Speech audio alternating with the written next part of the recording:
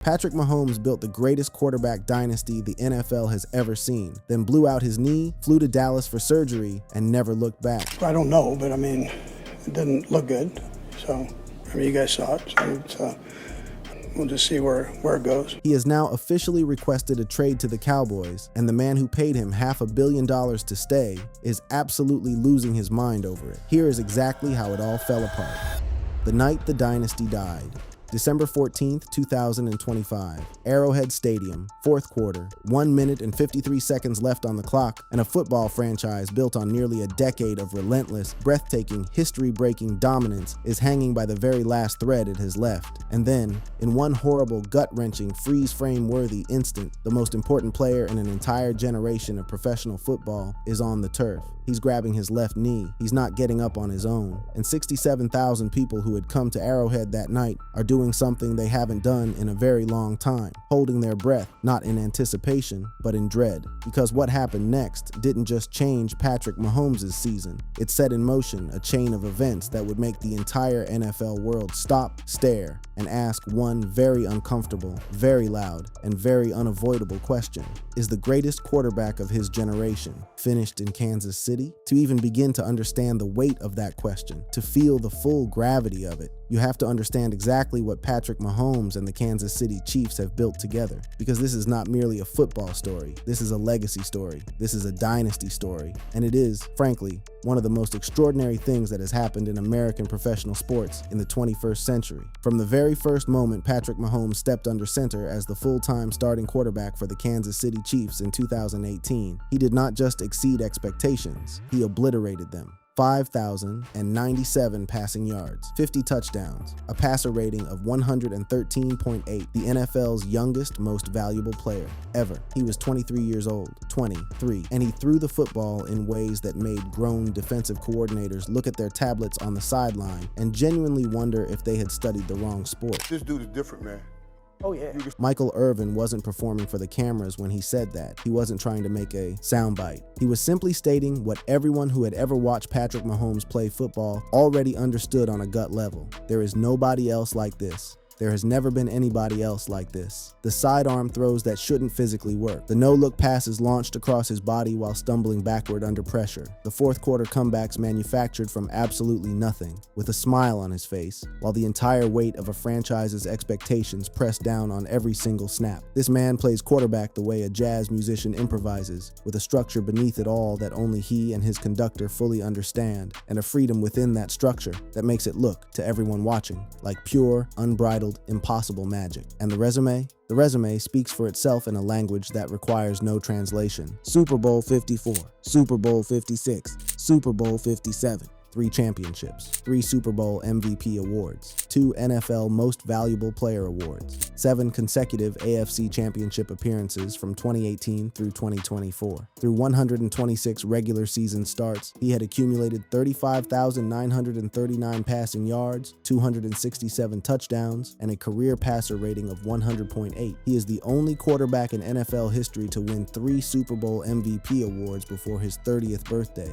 Not Tom Brady, not Joe Montana, Patrick Mahomes. So when we tell you the 2025 season was a shock to the system, when we say that the year leading up to that December 14th night felt like watching a masterpiece painting slowly develop cracks from the inside, we need you to understand exactly what was at stake. This wasn't just a bad year for a middle-of-the-road franchise. This was a dynasty beginning to bleed. The 2025 regular season became the single most painful year in the entire Mahomes era. The offensive line, which had never been the Chiefs' strongest suit but had always managed to give Mahomes enough time to operate his wizardry, collapsed. Mahomes was sacked a career-high 34 times through just 14 games. His completion percentage fell to 62.7%, the lowest of his career as a full-time starter. 3,587 passing yards, 22 touchdowns, 11 interceptions, 14 games. For any other quarterback in the league, those numbers might look like a serviceable season. For Patrick Mahomes, they were the statistical fingerprints of a man being crushed beneath the weight of a roster that wasn't supporting him the way it needed to. Earlier in the season, after a loss in Dallas against the Cowboys, a loss we will come back to in vivid, important detail, Mahomes stood at the podium and did what he always does. He told the uncomfortable truth. Just missed missed opportunities. I mean, just like all the losses we've had this year. The missed opportunities were accumulating like interest on a debt nobody wanted to acknowledge. The Chiefs went 1-9 in one-score games throughout the 2025 campaign. A team that had made an art form out of winning the close ones, the clutch ones, the games that separated the dynasty builders from everyone else, was now losing almost all of them. 1-9 in one-score games for the Kansas City Chiefs under Patrick Mahomes. Let that number sit with you for a moment. Entering Week 15 against the Los Angeles Chargers, the Chiefs were 6-8 and clinging to the faintest possible whisper of playoff hope. They needed a win. They needed a miracle. They needed the version of Patrick Mahomes that had made the miraculous routine. What they got was the play that changed everything. The game was tight, defensive-minded, and grinding. Everything you'd expect from a must-win, late-season matchup between two teams fighting for their lives. Mahomes had gone 16 of 28 for 189 yards with one rushing touchdown. Not vintage Mahomes, but he was still out there, still searching, still driving late in the fourth quarter to try to find a way. With 1 minute and 53 seconds remaining in the game, Mahomes dropped back under pressure, felt the pocket collapse, and did what he has done literally 1,000 times before. He scrambled. He rolled out to extend the play. He planted his left foot to set his base for a throw. And that is when Chargers defensive end Dashawn Hand rolled up from behind, and Mahomes' left knee buckled outward in a direction that knees were never designed to go. Medical experts who analyzed the video footage noted the knee hyperextending and collapsing laterally during the plant and release motion, a combination of varus stress and rotational force that immediately raised serious concern for multiple ligament involvement. In plain English, the knee went the wrong way, and it went the wrong way badly. Mahomes grabbed it instantly. He went down, and the stadium went absolutely silent. He was evaluated under the blue medical tent on the sideline. He needed assistance to walk, to use the term loosely, back to the locker room. He did not return. Andy Reid faced the cameras after a loss that completed Kansas City's elimination from the playoffs. And what he said was about as simple and as devastating as it gets. I don't know, but I mean, it didn't look good. So, I mean, you guys saw it. So we'll just see where it goes. The Chiefs lost 16-13. The game was over. The season was over. And the longest active playoff streak in all of professional football, 10 consecutive postseason appearances for Kansas City, was officially, irreversibly over. That same night, they got Patrick Mahomes into an MRI machine. All right, as far as the injuries go, Patrick hurt his left knee. The result of that MRI was exactly what everyone watching the play live had already feared in the pit of their stomachs. As everybody knows, Patrick was injured on Sunday night. He had a significant left knee injury on a non-contact hyperextension injury. The MRI confirmed a torn ACL, an anterior cruciate ligament tear, in the left knee. But that was not all. Further evaluation revealed an accompanying torn LCL, a lateral collateral ligament, described as an avulsion injury, meaning the ligament had been pulled clean off the bone, a multi-ligament knee injury. More complex, more serious, more of everything that nobody in the building that night wanted to hear. That MRI revealed an ACL injury, anterior cruciate ligament, and a lateral collateral ligament injury. The good news, and yes, somehow there was some, was that the injury was described as clean. No artery damage, no nerve damage, no cartilage damage, no meniscal involvement. Those factors, while they did nothing to change the diagnosis, simplified the repair considerably and dramatically improved the long-term prognosis. But the bottom line was what it was. Patrick Mahomes, the most important, irreplaceable player in professional football, needed surgery. It needed to happen fast, and it was going to happen in a city that would make the entire sports world's head spin. It was going to happen in Dallas. Why Dallas? The story that broke the internet. Stop. Before a single rumor gets to breathe, before we talk about what LeBron James's agent said that sent social media into absolute hysterics, before any of that, we need to establish something with complete, unambiguous clarity. The reason Patrick Mahomes went to Dallas was extraordinarily simple, extraordinarily logical, and had absolutely nothing to do with football teams, trade demands, or anything that the clickbait industrial complex would have you believe. His surgeon was there. Dr. Dan Cooper is the head team physician for the Dallas Cowboys. He is one of the most respected, most sought-after orthopedic specialists in the entirety of professional sports medicine, and his particular area of expertise, complex multi-ligament knee procedures, made him exactly the kind of surgeon you call when you have the most famous quarterback in football lying on a training table with a torn ACL and a torn LCL that needs to be addressed immediately. The LCL avulsion injury specifically demanded early surgical intervention because when a ligament pulls off the bone, delayed repair can meaningfully complicate the outcomes and extend the recovery. You didn't have the luxury of shopping around. You needed the best person for the job, and you needed them now. Andy Reid confirmed it the morning after the injury. Patrick is going to go to Dallas for a second opinion with Dr. Cooper. A second opinion that became, very quickly, the only opinion that mattered, because when Dr. Cooper reviewed the MRI, he saw everything that the Chiefs' medical staff had already identified. He confirmed the multi-ligament nature of the injury, and he had an operating room ready. And we'll just see, we'll give you updates as we go from there. Just 24 hours after he hit the turf at Arrowhead Stadium, Patrick Mahomes was on an operating table in Dallas, Texas. Dr. Dan Cooper, the Cowboys' own team physician, performed a successful repair of both the torn ACL and the torn LCL in a single procedure. The Chiefs released their official statement shortly after. Patrick Mahomes successfully underwent surgery in Dallas this evening with Dr. Dan Cooper to repair the tear in his left ACL. Mahomes will begin his rehab process immediately. The surgery happened on a Monday night. By Tuesday morning, Mahomes was already in rehab, down in Dallas, with Dr. Cooper's team, before flying back to Kansas City later that week. Dr. Cooper set up an appointment for him Monday morning, Monday afternoon,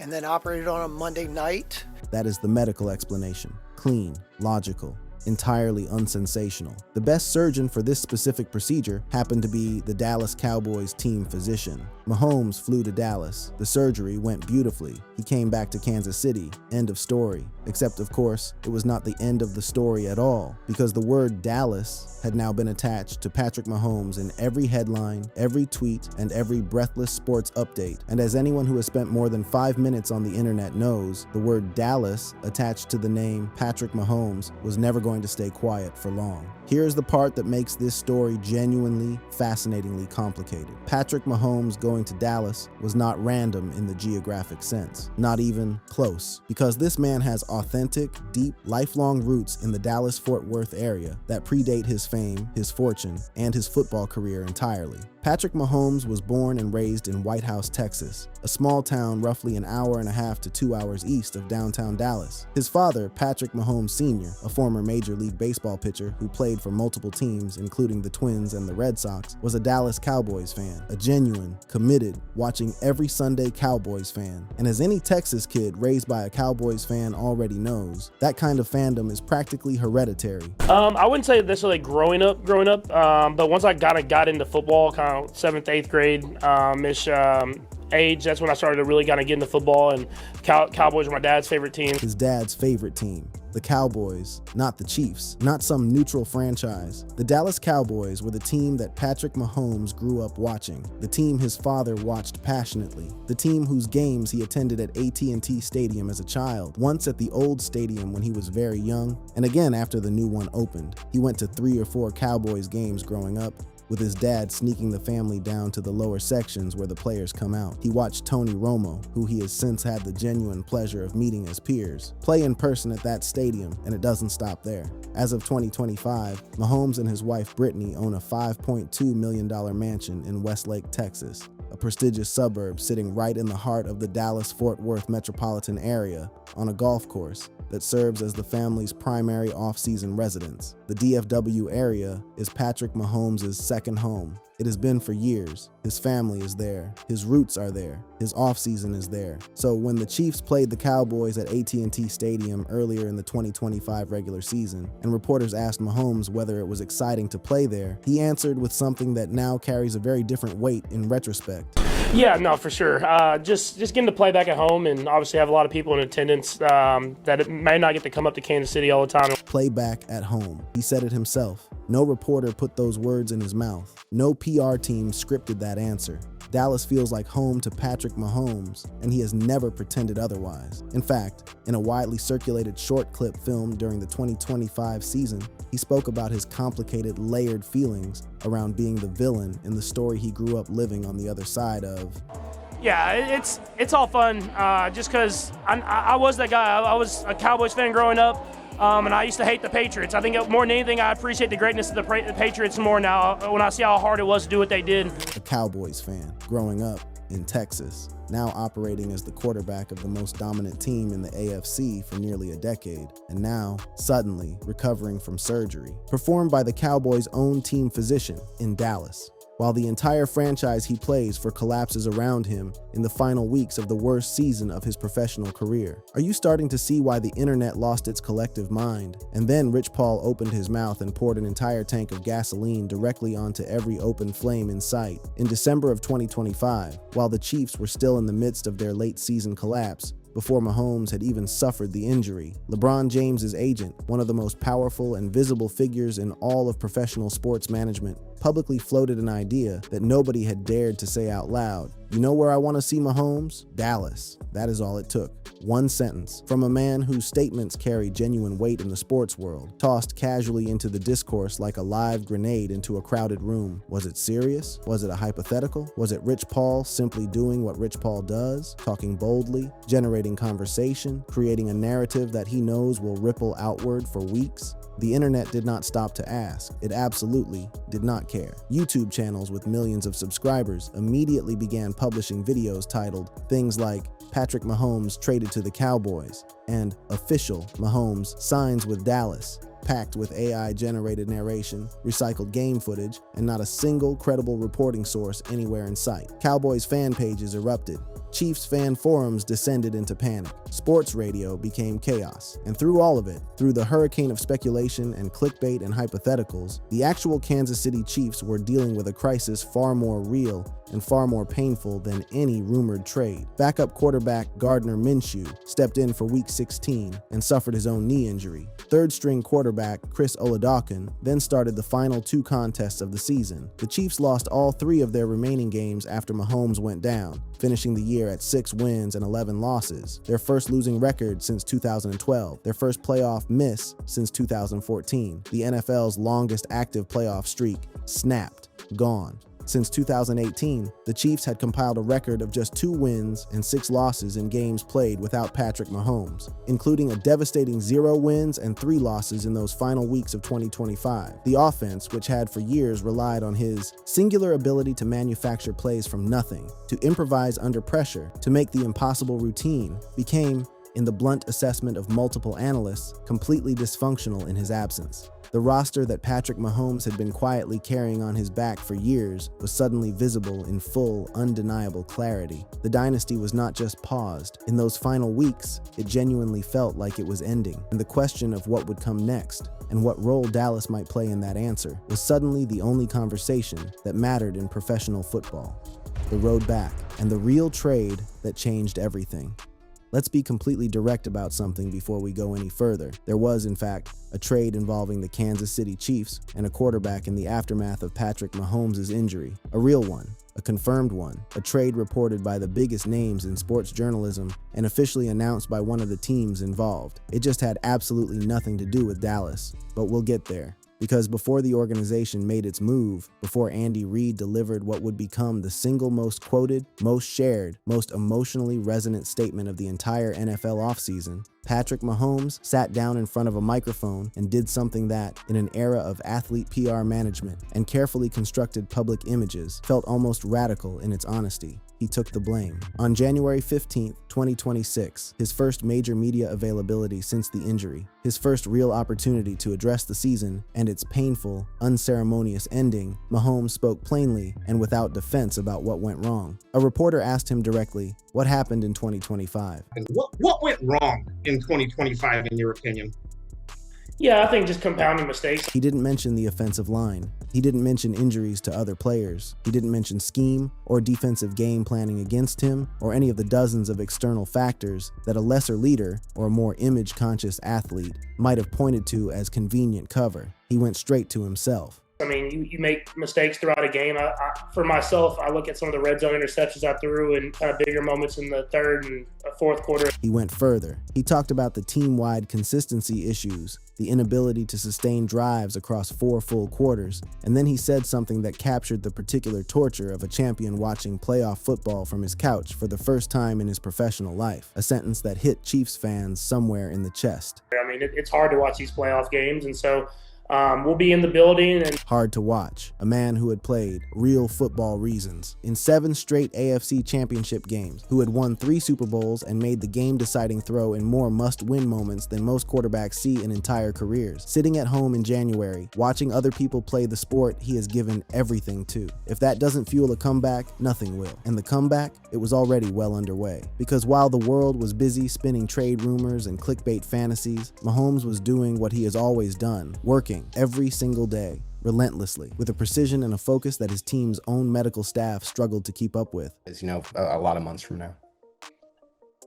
Yeah, first off, rehab's going great so far, just hitting all the checkpoints that the doctor wants you to do. And every checkpoint and then some, because as anyone who has followed Patrick Mahomes throughout his entire career already knows, the word limit has never really been part of his operational vocabulary. It's been going great. Obviously, I think the long-term, I want to be ready for week 1. Week 1, that's the target. That's what he's chasing. The standard recovery timeline for a combined ACL and LCL repair in elite athletes is 9 to 12 months for full return to competition, and the Chiefs' medical team framed the general outlook with characteristic directness. Ballpark on this thing is 9 months. Could be a month or 2 less, a month or 2 more. 9 months, or possibly less, because this is Patrick Mahomes. And the Chiefs organization, understanding that every single day this man attacks his rehab is a day that narrows the gap between where he is and where he needs to be, made a move in March of 2026 that was as sensible as it was necessary. And that silenced the trade to Dallas speculation with something far more grounded in reality.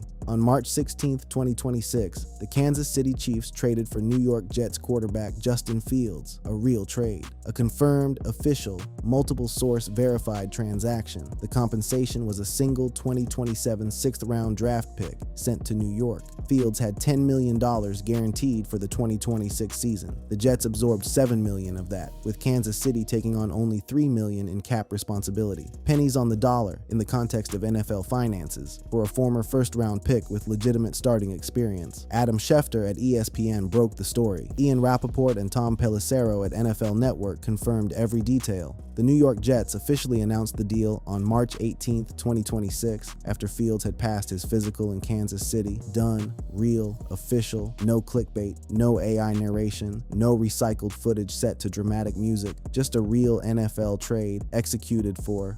And Andy Reid explained those reasons with exactly the kind of blunt, warm, perfectly calibrated honesty that has made him one of the most respected voices in the history of professional football. We snuck out and got a good quarterback to back him up. So if he's not able to make it for the beginning of the season, then we know we've got a legitimate guy in there that can play and win games for you. Insurance, not a replacement, not a sign that the organization has doubts about Mahomes' future, not a quiet signal that something is wrong behind closed doors. Insurance, the kind of careful, responsible contingency planning that separates elite organizations from the ones that find themselves scrambling at the last minute. The Chiefs did not panic after the injury. They planned, they prepared, they made a low-cost, high-upside move that gave them flexibility without sacrificing anything of significant long-term value. Because if there is one thing that the relationship between Andy Reid and Patrick Mahomes has never been short on, it is faith. This partnership started with a bold trade-up in the 2017 NFL Draft, when the Chiefs moved from the 27th overall pick to the 10th, sending their 2018 first-round pick, 2017 third-rounder, and additional assets to the Buffalo Bills just to secure the right to draft Patrick Mahomes, a move that was called a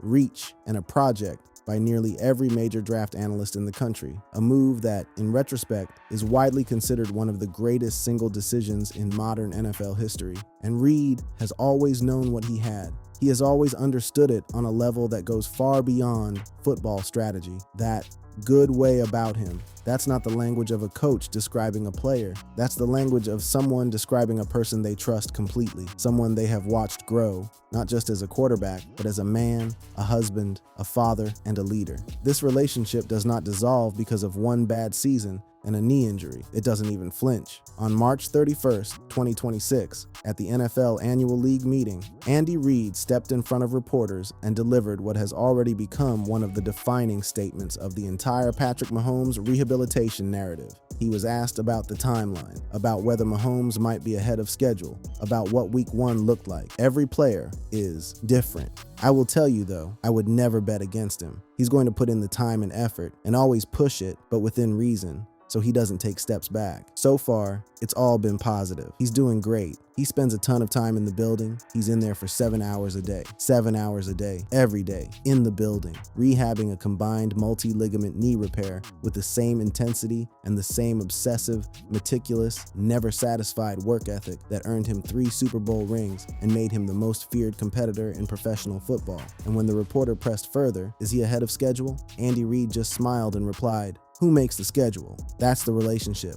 That's what 8 years and 3 championships builds between a head coach and his quarterback. A trust so complete and so deeply rooted that even a major knee injury can't shake it, not even slightly. On March 25th, 2026, just over 3 months after surgery, Patrick Mahomes posted a video of himself throwing a football at the Kansas City Chiefs facility, wearing a compression sleeve on his left leg, releasing the football with that same singular baseball-influenced arm action that nobody else on the planet can replicate. Alive, back, already throwing. 3 months. The internet, for once, reacted with something closer to joy than manufactured outrage. This was real. This was progress. This was the story that mattered, and the Chiefs were not waiting around for him to carry them again unaided. The 2026 NFL Draft sees Kansas City entering with 9 total picks, including 2 first-round selections. The 9th overall, their highest pick since drafting Mahomes himself 10th in 2017, and the 29th overall, acquired in the March 2026 trade of All-Pro cornerback Trent McDuffie to the Los Angeles Rams. General Manager Brett Veach has been explicit about the priorities. Offensive line protection, because Mahomes was sacked a career-high number of times last season, explosive playmakers to give him reliable targets, and defensive front help to give this roster balance it hasn't had in years. They also added running back Kenneth Walker III in free agency to give the offense a genuine rushing threat, the kind that takes pressure off a returning quarterback who may need to ease back into full NFL speed physicality rather than being asked to perform miracles from the very first snap of the season. This is the Kansas City Chiefs being smart, strategic, building around their quarterback rather than waiting for him to carry a flawed roster on pure talent, the way he has quietly done for years. Patrick Mahomes is coming back, and when he does, the rest of the NFL is going to wish that trade rumor had been real, because having him in your city, wearing your jersey, calling your plays, that would have been a gift. But it was never on the table. It was never real. He belongs to Kansas City. And Kansas City, built on faith and preparation, and a quarterback who will simply not accept the word done, is going to make sure the rest of the league remembers exactly why that matters. Want to see more like this? Click the suggested cards on your screen to continue watching.